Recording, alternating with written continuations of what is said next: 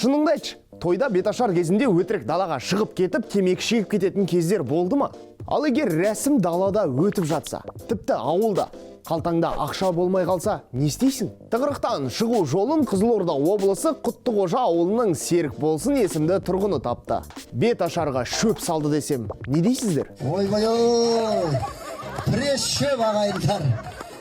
Міне саған керек болса. Міне креатив. Асаба бірден сөз тауып шөптің бағасы соңғы кезде өсіп кеткенін атап өтті. Тіпті өсиетінде айтып кетті. Келінің көзіне шөп сала бекзат ең бастысы. Десе де шөптің артынан табаққа ақшасын да салып кетті. Естеріңізде ме, осыған дейін тойларда миллиондап ақша салған жігіттердің видеосы ғаламторда таралып кетіп еді ғой. QR арқылы салғандар да болды ғой. Шөп салу енді трендке айналып кетпесе болғаны. Ал сіз беташар кезінде қандай қызықты жайттарға тап болдыңыз? Бөлісе отырыңыздар. Ақпараттың толық нұсқасы